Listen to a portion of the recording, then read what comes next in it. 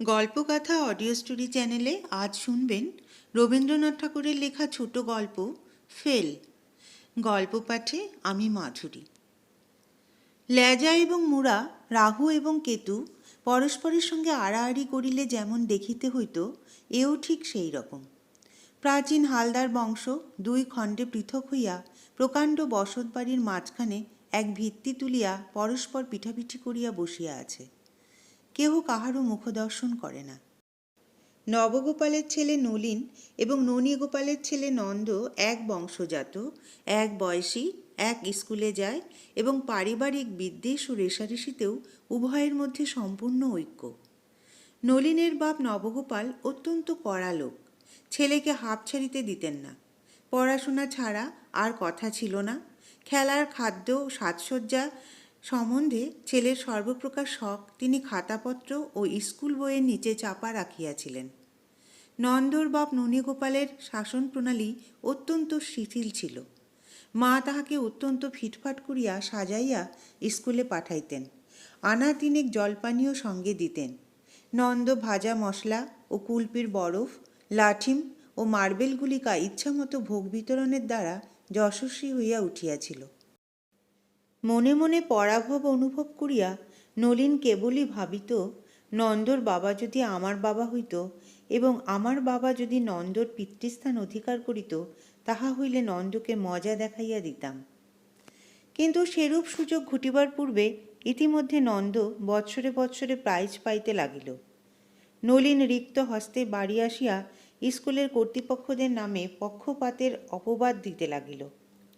বাপ তাহাকে অন্য স্কুলে দিলেন, বাড়িতে অন্য মাস্টার রাখিলেন, ঘুমের সময় হইতে 1 ঘণ্টা কাটিয়া পড়ার সময় যোগ করিলেন, কিন্তু ফলের তারতম্য হইল না।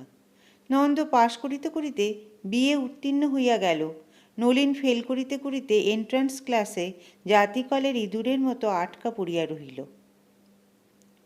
এমন সময় তাহার পিতা তাহার প্রতি দয়া করিলেন। তিনি মরিলেন।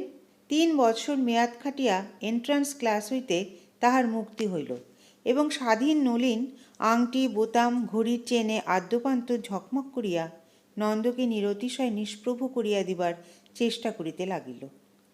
এন্ট্রান্স ফেলের জুড়ি চৌঘুড়ি বিএ পাশের 1 ঘোড়ার গাড়িকে অনায়াসে ছাড়াইয়া যাইতে লাগিল। বিশ্ববিদ্যালয়ের ডিগ্রিওয়ালার ঘোড়ার সহিত সমান চালে চলিতে পারিল না। এদিকে নলিন এবং নন্দর বিবাহের জন্য পাত্রীর সন্ধান চলিতেছে। নলিনের প্রতিজ্ঞা, সে এমন কন্যা বিবাহ করিবে যাহার উপমা মেলা ভার। তাহার জুড়ি এবং তাহার স্ত্রীর কাছে নন্দকে হার মানিতেই হইবে। সবচেয়ে ভালোর জন্য যাহার আকাঙ্ক্ষা, অনেক ভালো তাহাকে পরিত্যাগ করিতে হয়। কাছাকাছি কোনো মেয়েকেই নলিন পছন্দ করিয়া খতম করিতে সাহস করিল না। পাছে আরও ভালো তাহাকে ফাঁকি দিয়া আর কাহারও ভাগ্যে জোটে। অবশেষে খবর পাওয়া গেল, রাউলপিন্ডিতে এক প্রবাসী বাঙালির এক পরমা সুন্দরী মেয়ে আছে। কাছের সুন্দরীর চেয়ে দূরের সুন্দরীকে বেশি লোভনীয় বলিয়া মনে হইল। নলিন মাতিয়া উঠিল। খরচপত্র দিয়া কন্যাকে কলিকাতায় আনানো হইল। কন্যাটি সুন্দরী বটে।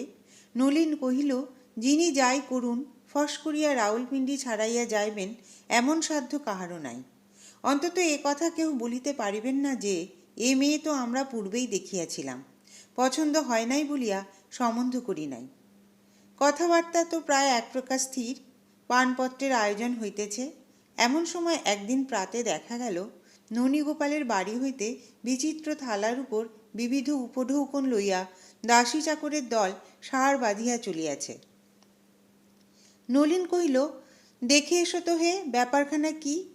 খবর আসিল, নন্দর ভাবী বধূর জন্য পানপত্র যাইতেছে। নলিন তৎক্ষণাৎ গুড়গুড়ি টানা বন্ধ করিয়া সচকিত হইয়া উঠিল। বলিল, খবর নিতে হচ্ছে তো। তৎক্ষণাৎ গাড়ি ভাড়া করিয়া ছটছট শব্দে দূত ছুটিল। বিপিন হাজরা ফিরিয়া আসিয়া কহিল, কলকাতার মেয়ে, কিন্তু খাসা মেয়ে। নলিনের বুক দমিয়া গেল।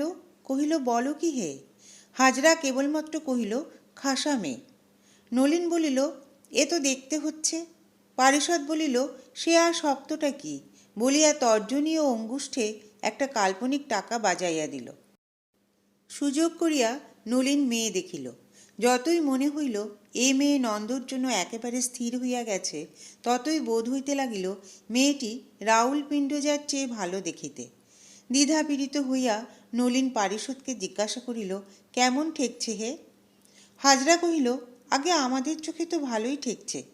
নলিন কহিল, সে ভালো কি এ ভালো? হাজরা বলিল, এই ভালো।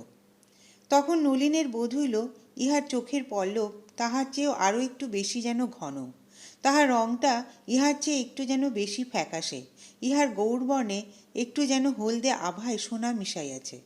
ইহাকে তো হাতছাড়া করা যায় না।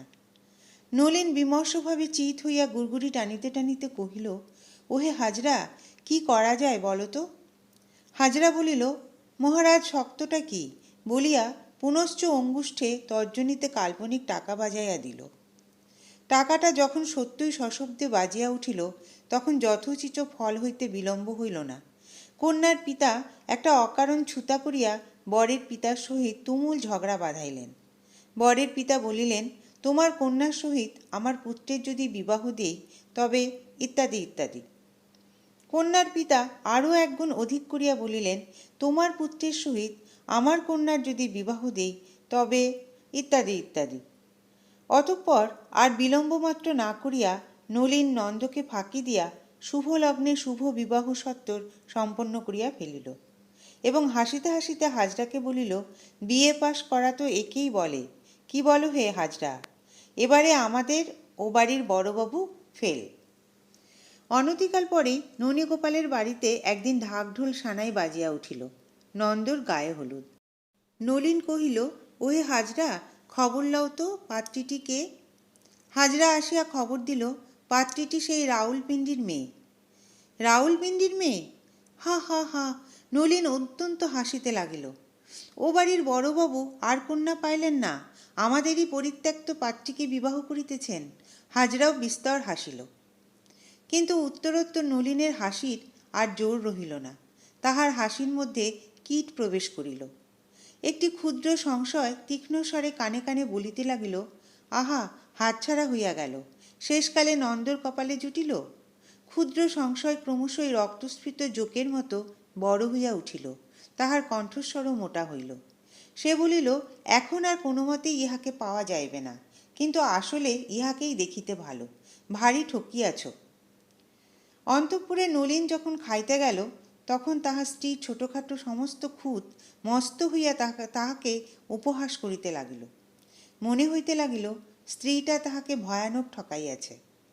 রাউলপিণ্ডিতে যখন সম্বন্ধ হইতেছিল, তখন নলিন সেই কন্যার যে ফটো পাইয়াছিল সেইখানি বাহির করিয়া দেখিতে লাগিল। বাহ বাহ, অপরূপ রূপমাধুরী, এমন লক্ষ্মীকে হাতে পাইয়া ঠেলিয়াছি, আমি এত বড় গাধা। বিবাহ সন্ধ্যায় আলো জ্বালাইয়া বাজনা বাজাইয়া জুড়িতে চুরিয়া বর বাহির হইল। নলিন শুইয়া পড়িয়া গুড়গুড়ি হইতে যৎসামান্য সান্ত্বনা আকর্ষণের নিষ্ফল চেষ্টা করিতেছে। এমন সময় হাজরা প্রসন্ন বদনে হাসিতে হাসিতে আসিয়া নন্দকে লক্ষ্য করিয়া পরিহাস জমাইবার উপক্রম করিল। নলিন হাঁকিল, দারোয়ান। হাজরা তটস্থ হইয়া দারোয়ানকে ডাকিয়া দিল। বাবু হাজরাকে দেখাইয়া দিয়া কহিল, अभी इसको कान पकड़ के बाहर निकाल दो।